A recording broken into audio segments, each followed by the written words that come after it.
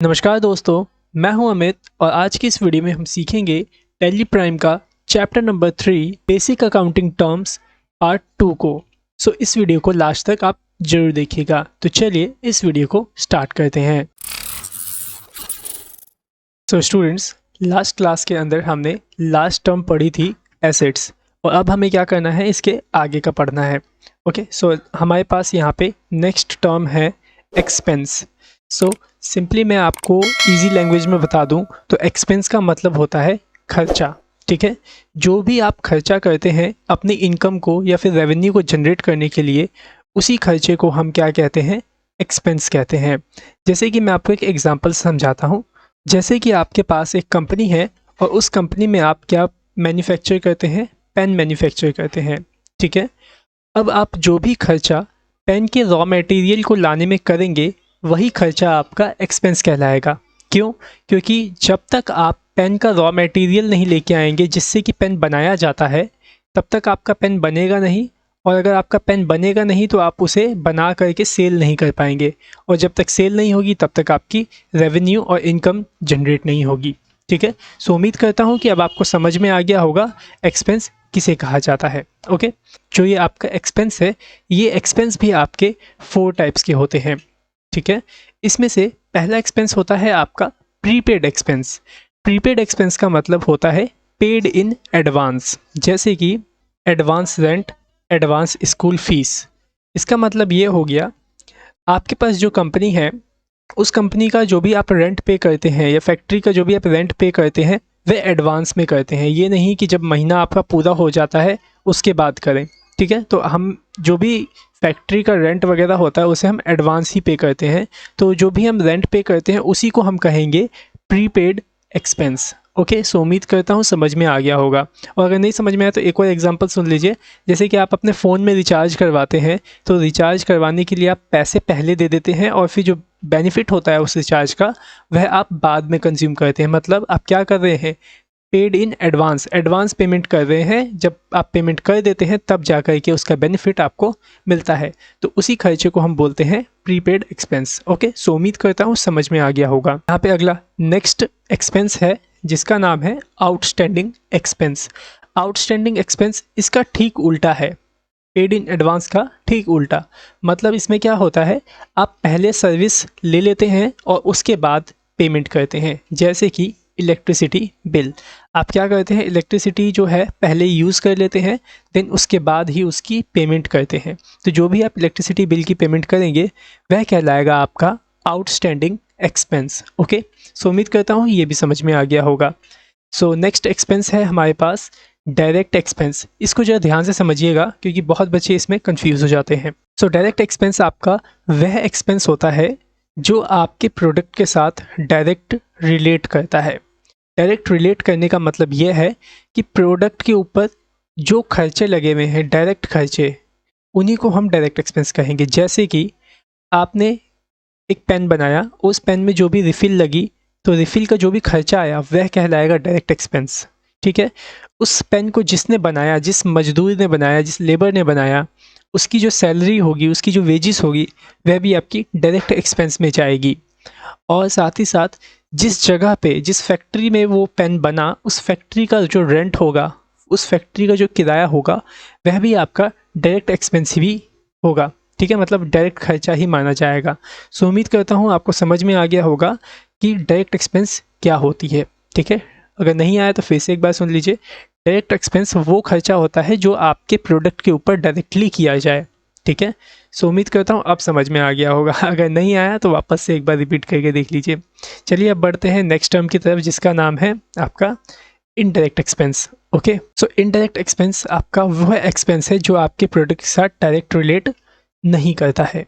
जैसे कि जो आपने पेन बनवाया है, आप उस पेन को बेचना चाहते हैं। ठीक है, तो आप एक सेल्समैन को हायर करेंगे और उसको वो पेन देंगे कि वो बेचे। ठीक है, और जितना वो पेन बेचेगा उसके बेस पे आप उसे कमीशन देंगे। तो जो कमीशन होगी वह कमीशन आपकी इनडायरेक्ट एक्सपेंस में जाएगी। क्यों?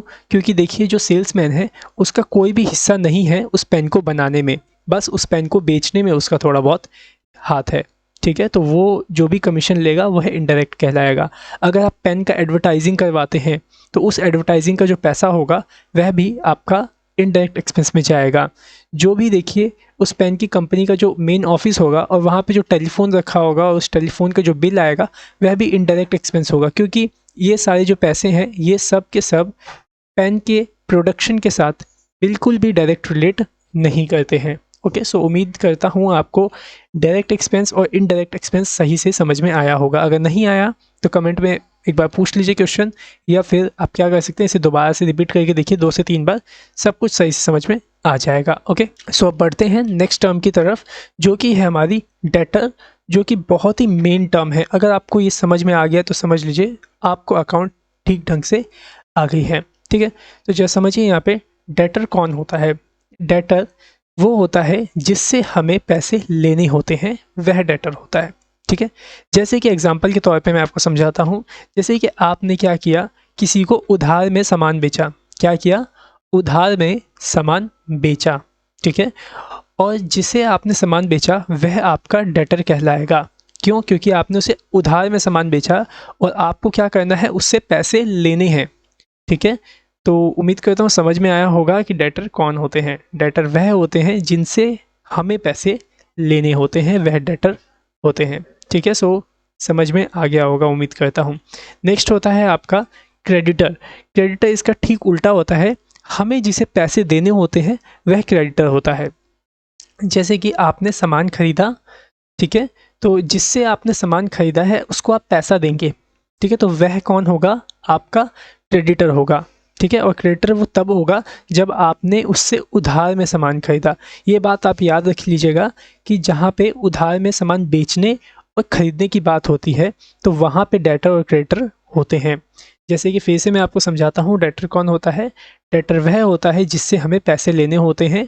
ठीक है, और क्रेडिटर वह होता है हमें जिसे पैसे देने होते हैं। ठीक है, बाय द वे आपने कुछ सामान उधार में ख़रीदा हो तो जिससे आपने सामान खरीदा है वह आपका क्रेडिटर होगा। सो उम्मीद करता हूँ ये दोनों आपको सही से समझ में आ गया होगा, डेटर कौन होते हैं और क्रेडिटर कौन होते हैं। अगर नहीं आया तो वापस से एक बार रिपीट करके इसे देख लीजिए, समझ में आ जाएगा। ओके, कन्फ्यूजन क्रिएट मत करिएगा, जब भी मैंने यहाँ पे हिंदी में भी लिख दिया है। ओके, चलिए बढ़ते हैं हम नेक्स्ट टर्म की तरफ, जो भी ये भी बहुत ही इंपॉर्टेंट टर्म है, जिसका नाम है क्या, गुड्स। ठीक है, गुड्स का मतलब सिंपल लैंग्वेज में आपको बताऊँ तो होता है सामान। ठीक है, जो सामान आप सेल करने के लिए, परचेज करने के लिए लाते हैं वह सामान आपका गुड्स कहलाता है। Simple as that. Okay, so उम्मीद करता हूँ ये भी समझ में आ गया होगा। देन लास्ट टर्म है हमारी यहाँ पे क्या, वाउचर। सॉरी, लास्ट नहीं है, सेकंड लास्ट है ये, वाउचर। वाउचर का मतलब होता है एक बिजनेस का एविडेंस। देखिए, बिजनेस ट्रांजैक्शन का एविडेंस। जैसे कि मैं आपको बताता हूँ, आप गए सामान खरीदने के लिए, ठीक है, और जिससे आपने सामान खरीदा उसने आपको क्या किया, एक इनवॉइस बिल दिया, बोला कि ये लो इस सामान का बिल। तो वही बिल आपका क्या कहलाएगा, वाउचर कहलाएगा, क्योंकि वो बिल क्या है, आपके ट्रांजैक्शन का एविडेंस है, एक प्रूफ है कि आपने सामान खरीदा है।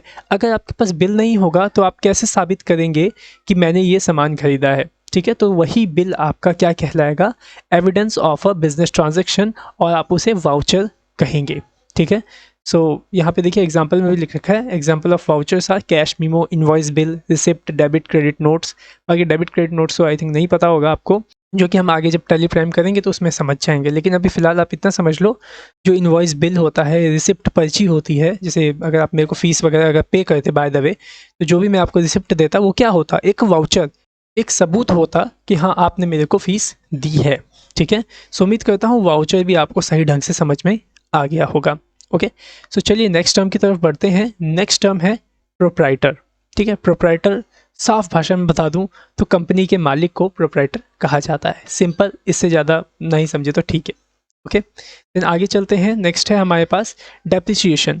डेप्रिसिएशन क्या होता है जरा उसको समझिए एक एग्जांपल के साथ। जैसे कि आपने एक मोबाइल ख़रीदा 10,000 रुपये का, ठीक है, 1 साल बाद उसकी जो वैल्यू होती है वह हो जाती है क्या, 6,000। ठीक है, तो आप बताइए आपके फ़ोन की वैल्यू कितनी घटी, आपके फ़ोन की वैल्यू 4,000 रुपये घट गई। ठीक है, जैसे कि आपने 10,000 का फ़ोन लिया और अगले साल उसकी कीमत 6,000 हो गई, तो आपकी वैल्यू में कितनी गिरावट आई, आपके फ़ोन की वैल्यू में, आपके फ़ोन की वैल्यू में 4,000 की गिरावट आई। तो वही 4,000 रुपये आपकी डेप्रिसिएशन कहलाती है। ओके, सो उम्मीद करता हूँ आपको आज के सारे टॉपिक्स क्लियर हो गए होंगे, और अगर आपको हमारी यह वीडियो पसंद आई है तो अपने दोस्तों में इस वीडियो को अभी शेयर कर दीजिए, और अभी के अभी नीचे दिया हुआ लाइक का बटन उसको प्रेस कर दीजिए। आपके लाइक बटन करने से हमें थोड़ा सा मोटिवेशन मिल जाता है, ताकि हम आपके लिए और भी अच्छा कोर्स और भी अच्छा कंटेंट लेके आते रहें। और यह जो नोट्स आप देख रहे हैं जिससे कि मैं आपको यहाँ पे पढ़ा रहा हूँ, इस नोट्स का जो लिंक है वो मैं आपको डिस्क्रिप्शन में दे दूंगा, आप इसे डाउनलोड कर सकते हैं। ओके, सो आज की वीडियो में सिर्फ इतना ही। So thanks for watching our video, have a great day.